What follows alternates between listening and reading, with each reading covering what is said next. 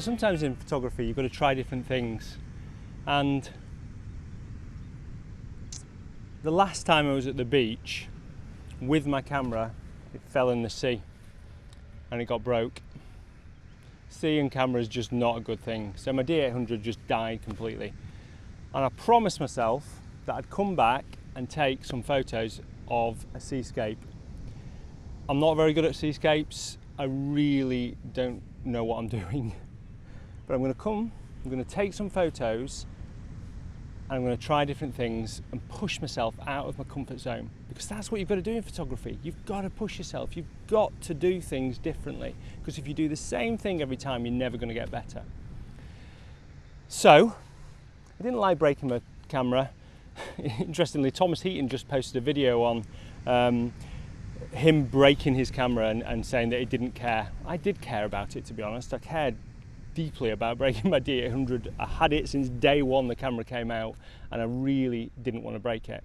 But if I hadn't have been here, I wouldn't have tried seascape photography. I've not done much of it before, and when I did do it, and even the photos I took before I broke it, were pretty good. I learned something. So I'm going to come back and I'm going to try those things differently and see if I can get some great shots today.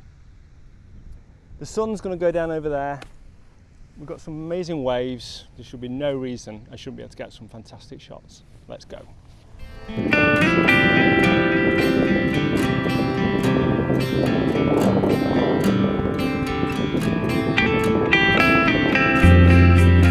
So the first thing to say on any landscape shoot is, if you've not been there before, and even if you have been there before, make sure you get there really early, well before sunset. I've arrived about an hour and 15 before sunset. It gives me a bit of time to decide on a good location, find a good composition, and also record a bit of video. In fact, this video has been recorded on my iPhone because I left my GoPro, it wasn't a GoPro, a Wii 4K in Zion. Fortunately, somebody found it and he's returning it to me with all the footage. Which is good news. But yeah, arrive early at your chosen location, and that's the way to go. Okay, so I've set my camera in a slightly different position than what I'd normally done. Rather than being on the beach, I have moved up onto one of the cliffs, and I'm trying to get a shot down onto the beach. You can't fly drones around here, so I can't get any aerial shots. Being one of the San Francisco national parks. So I thought, if I can't use a drone, go high and see what I can get. And the waves are just sort of moving in and out, and what I'm trying to do is grab a shot when the wave is moving away and see if I can get some sort of abstract type motion in the wave. I have no idea whether it's going to work, but I'm going to try a few different things.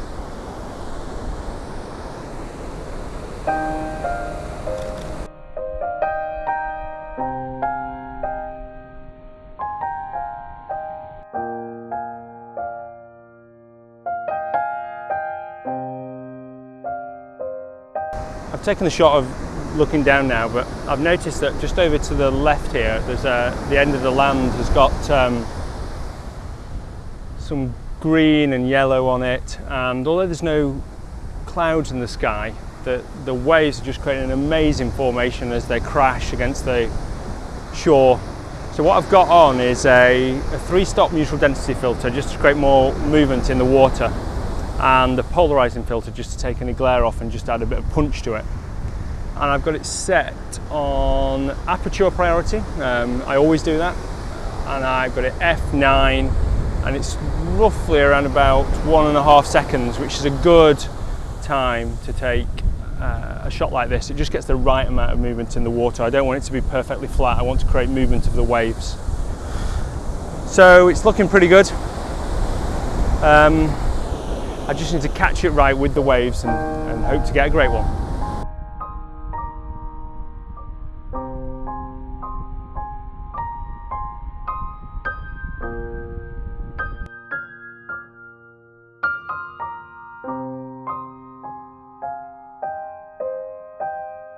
Okay, I've turned my camera around now from over there, and I'm now pointing at the sun where it's setting over there. It's a little bit more difficult because if you're shooting into the sun, you've obviously got a very bright spot, and what I'm going to try and do is do a few shots with just the sun at the left-hand side of the shot. So it'll still be bright and probably overexposed in the top left-hand corner, but I'm not too bothered about that. And then I'm just going to try and get some of those clouds over there and then get the movement of the waves coming in and the reflection down there. And then when the sun's dropped just below the horizon, it should light those, if you can see them, amazing clouds up there, and I'm going to try and get a shot of those. I've still got my 3-stop neutral density filter on and my polarizing filter. I've now got my cable release because I noticed that I was getting a bit of movement from using the timer, and this allows me to be a little bit more accurate with the waves, which is really good. I'm focusing just in the middle really of the waves. It's not too difficult, there's not much foreground, and I've got it on about f9, so I shouldn't have any trouble with depth of field. And the other thing to mention is just why I see it, is I've got this L bracket here on, which makes it really easier to move between landscape and portrait, which I'm doing quite a lot at the moment as I'm changing ideas for the setup of the camera. It's looking absolutely amazing.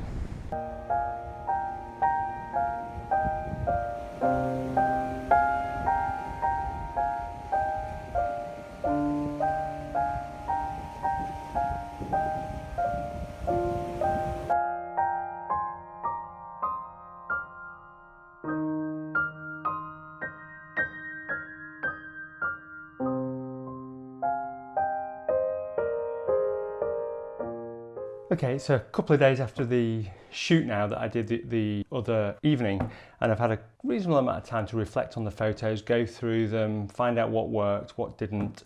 Obviously I chose 3 photos to go in the video, and I wanted to talk about one of those photos. I think it was really interesting. I don't think any of the photos were fantastic, but I think they were reasonably good, and I learned a lot from the shoot. And I think that's what photography is about, really. You need to go out, learn, go out again, improve, and hopefully you'll get to the point where you start to produce some really amazing images. So this image that I took right at the end of the shoot, it was a really great sunset. The sun was going down, obviously, here, and I'd shot from when the sun was up here all the way to about probably 30 minutes after sunset. And I was reasonably pleased with this image, but there was a couple of things that I didn't think quite worked, really. So one of them was I think I got good waves. I figured out it was probably around about 2 seconds this, and I think that's a good time to try and go for if you're trying to get the right amount of blurriness in the waves, and you just don't want it to be completely washed out. 2 seconds seemed to work quite well for me. Some of the ones I did at 5 seconds weren't as good. But what I sort of don't think works very well on this image is it's very right-hand side balance. Obviously the sun's in the middle here, on slightly to the left, but mostly in the middle. And this does draw your eye to the sun, so in that way it works, but for me it's just not very well balanced, this image. I don't think there's many diagonals in it. There's this diagonal here, but it's very dark. There's a diagonal that sort of slowly goes through there, and diagonals make really good images. So I think for me, it's not really well balanced, and I was thinking about how I could have made it better, and I think where it falls down is I had this higher elevation looking down onto the sea, and I couldn't really get the foreground that I wanted, or probably not the foreground. I wasn't too worried about the foreground, but this wave to sort of come round here and start from this corner and come in and go up here. And if you compare that to a shot that I took a few weeks ago, and it's actually the evening that I lost my D800, I actually got a reasonably good shot. I was quite pleased with this. So this was with the camera quite low down, and you can see that I've got a really good perspective on the image here. And I think, obviously this has got rocks in, the other one didn't have, but I just think that low down perspective makes the image much more interesting. You know, your eye starts here and moves through the image and goes through right to the distant sunset. I've still got that same rock in that I had in the previous image, but this interest in the rocks in the foreground and starting really low down where this really interesting sand is makes for a much better image. I'm sure you'll agree. So yeah, I learned a lot from the shoot. I think I'm going to go back there. I think if I can get the tide right as well, so I can get these rocks in, get some good clouds. I've learned a lot now about the exposure that I'm going to take, and you know, this 2 seconds, it's probably between 1 and 2 seconds actually to get the perfect settings. I think I've got a really good chance now when I go back to create some really amazing shots. Anyway, thanks so much for watching. I got to 1,000 subscribers a few days ago, so I really appreciate everybody that's subscribed. If you're new to the channel, then please subscribe below and like this video if you think you've enjoyed it. Thank you very much, and I'll see you next time.